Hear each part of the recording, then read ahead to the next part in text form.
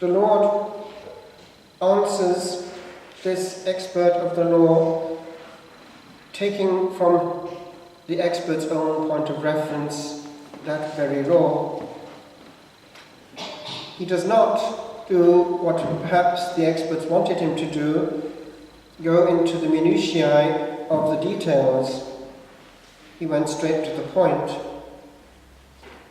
And indeed he did the same before leaving us on Holy Thursday. I leave you a new commandment. Over the Christian centuries, we have seen the outworking of this commandment. Remember how it was said by pagans in the early church, "See how these Christians loved one another." And indeed, if one enters a healthy community, one feels that. I remember having one time in France felt this word bubbling up inside me. Il y a de l'amour ici. There is love here. And when mentioning it to the novice master, he said, yes, when a whole community is living in a state of grace, that also will be picked up. And in a silent community, words were not usually the means by which that was communicated. It might be, for instance, at Christmas or Easter, a very warm squeeze, which was far more eloquent when soul touched soul and met Jesus in the midst. Precisely what is known in Christian marriage. Hence it is that you young people must always select your partner for life in the Lord. It doesn't work in the same way when the divine life is not passing. But then, over the Christian centuries, one sees heroic examples, often linked precisely with the vertical. Amongst 1,000, there comes to my mind just like that what happened in darkest Africa some years ago. It was a missionary who was in the first wave of evangelization, therefore handling pagans, unbaptized, and he found himself in a canoe trying to get away from death. I believe it was a large beast like a hippopotamus which was capsizing the canoe, and they were losing control. But he had this little child of about 4 who was an orphan and had, of course, complete trust in his only hope, this good young priest who was doing everything for him. So he was clinging to him for all he was worth in the teeth of death, hugging him and squeezing him around his neck, hoping that this one hope of salvation would get him out of the water alive. But in so doing, he was impeding his movements. He only had one arm free with which to save both, and he was losing the battle. But more important was the battle for the soul of this little gem of 4 years old. What did he do? He gambled all in one last almighty movement of the only arm he had free. He made with it a cup of water, and with the water that was about to end his life and that of the child, he pronounced the baptismal formula and thereby saved him in the waters of baptism. Some years ago, I was introduced to an author by the then Abbot of Tuscadon, who is now Bishop of Aberdeen, who used to pull my leg with my atrocious poetry, but then some of his would come to me and they weren't too bad. But in the midst of this, he gave me some stuff to read to tell me what real poetry was about. And he introduced me to the then little-known John Bradburn. I believe he was a Cambridge graduate.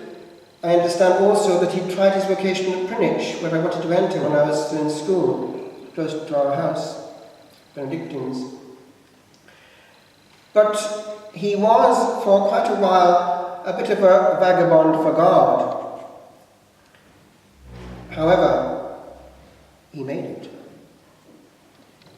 He, strangely enough, found his long-term vocation by opening himself to the surprises of God, nothing that he had programmed this time, although he did actually carry on writing. And he is the one in the Guinness Book of Records who has written the greatest number of poetry in English, of poems, about 6,000. But this is the bit that was unexpected. He found his way to the horrors of leprosy.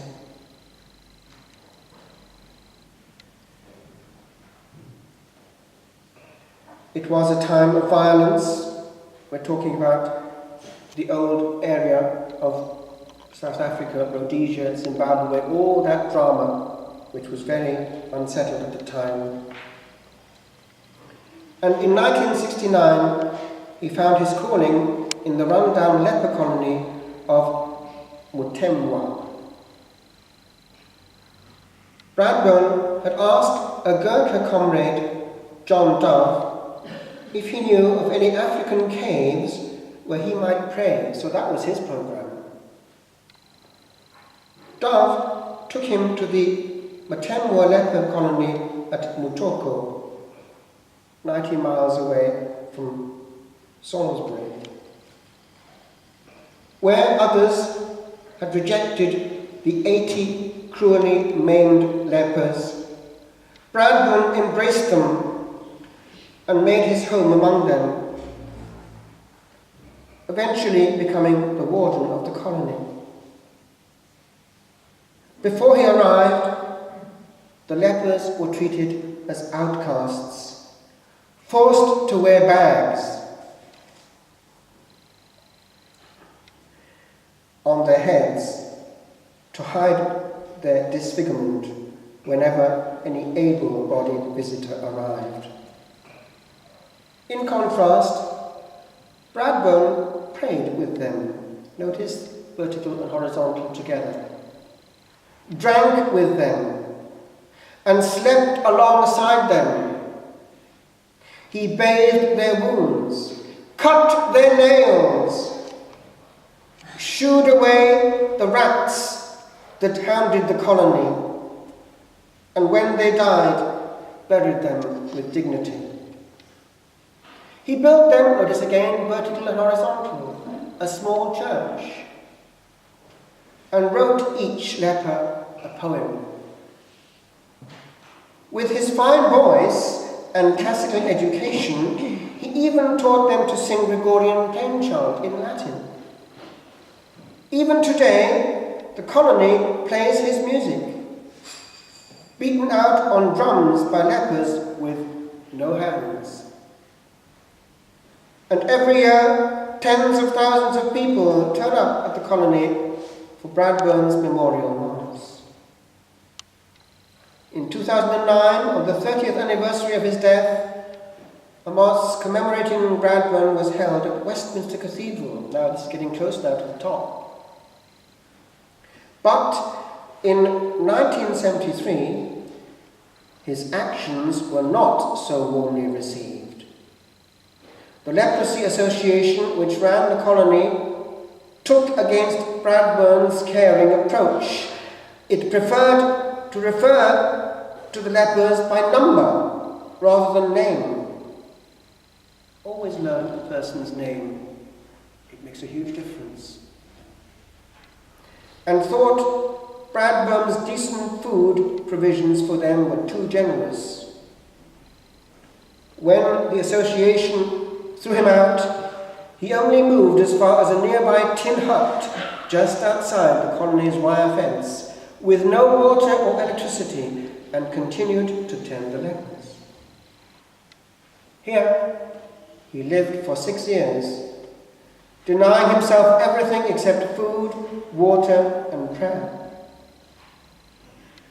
Wise churchmen, who appreciated Bradburn's qualities, insisted that he should bring the Eucharist to the lepers, and so the association was forced to admit him, albeit only for brief visits into the colony.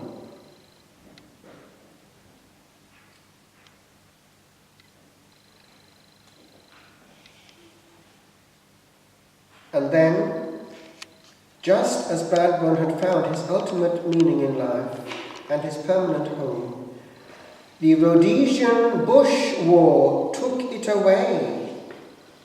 The war raged from 1964 until December 1979, ending just 3 months after his murder. There were 3 forces at war: Ian Smith's Rhodesian government, Robert Mugabe's Zimbabwe African National Union, and Joshua Nkomo's Zimbabwe African People's Union. And while the civil war ended white minority rule in Zimbabwe, Bradburn was one of the victims.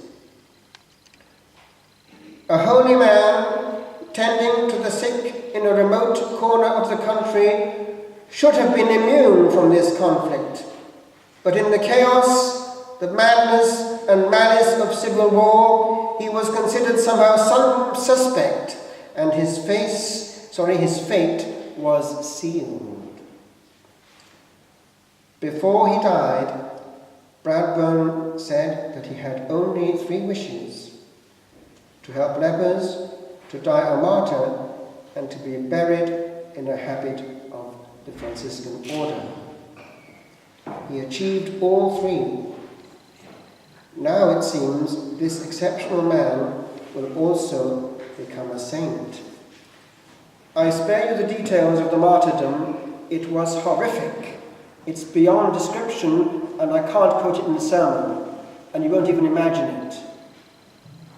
The Lord, therefore, knew what the program was, and he was open to the surprises of God. I just want to conclude on another note, the vertical. This morning, I learnt that the governing body of the Anglican Church in Wales had met this last week at Lampeter and was thrashing out whether they can discuss and eventually admit solemnizing gay marriages in church. Of course, the great argument is charity. Let's get this straight. Charity is not weakness. Charity is strong. And the charity of the church is that of transmitting what will save souls, not condone sin. Our business is not to give a feel-good factor to enable people to carry on. It's to warn people, as one puts a notice on the motorway, danger at high speed.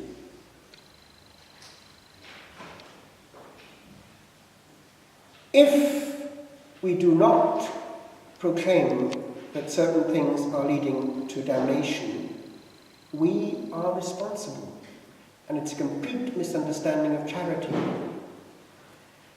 I happened to be listening again to what by chance came out some years ago. We think of the beyond as so far beyond that it's beyond complete contact and reach. Actually, it's not. There's a borderline area, and there one sees what really matters and what charity is and is not.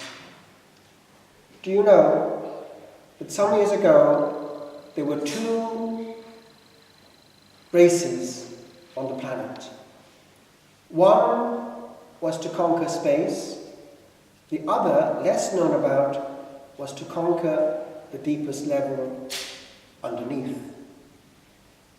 Eventually, the Americans gave up on the quest for the underneath and carried on only in space. But the Russians carried on. And it's now beyond any doubt that the story is true. They were still determined to go as far as any man had ever got and further into the bowels of the earth.